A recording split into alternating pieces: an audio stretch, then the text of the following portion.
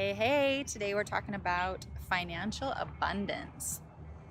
And there are four different levels of finances. There is survival mode, stability, success, and significance.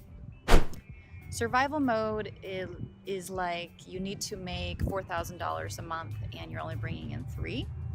Stability would be you're bringing in what you need to pay your bills. Financial success is where you're making more money than you actually need to live. And so now you're able to start paying down some debt, maybe put some money in savings. And then finally, significance is where you're debt free and you are able to start investing in the causes that you believe in or helping the people in your family that may need help financially. But what mindset do you have to adopt in order to move into those higher levels of success and significance? The first thing I would say is you're going to need to adopt a mindset of camaraderie over competition. Know that there's more than enough to go around. You know, if I can tell you a story, my first career was in social work. And the rule of five, right? I was surrounded by people who made about the same amount of money as me, $30,000 or less.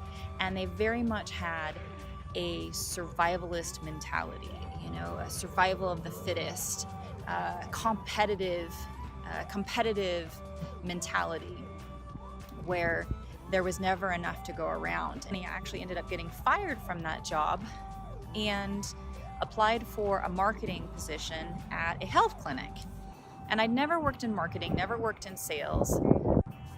I remember having a conversation with my boss, and he'd been an entrepreneur for a couple of decades, and we had come up with this amazing marketing plan of how to bring in new clients to his clinic, and it was working beautifully.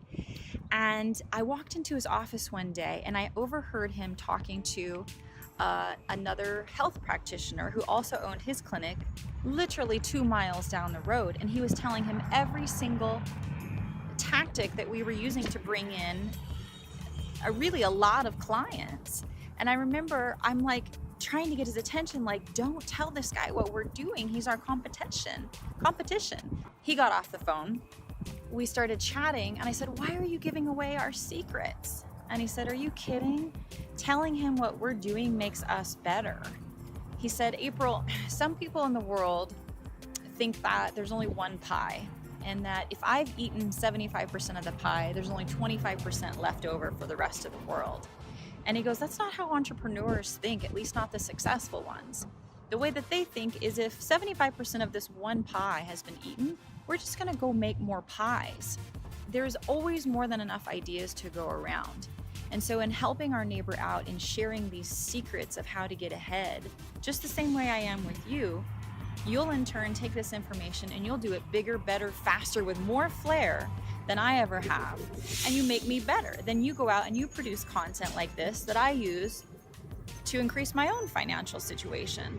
So it's a win-win situation. Another lesson that my incredible boss taught me was a lesson about relativity.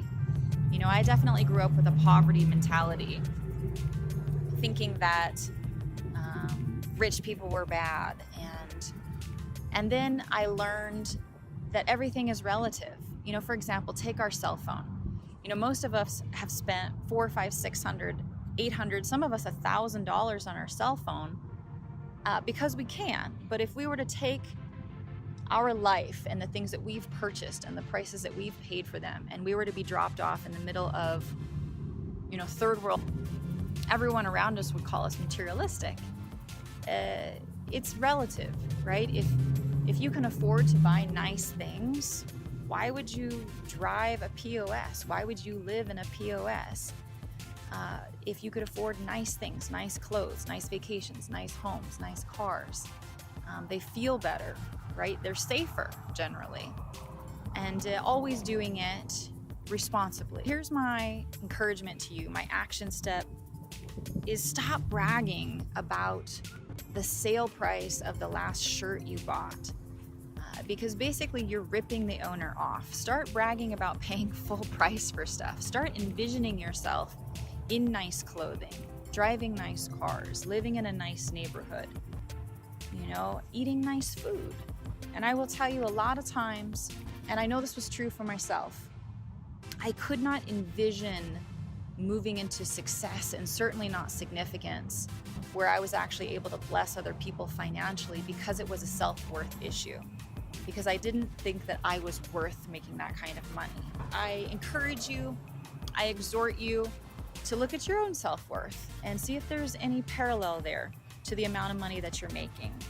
Remember, a better you, a better planet.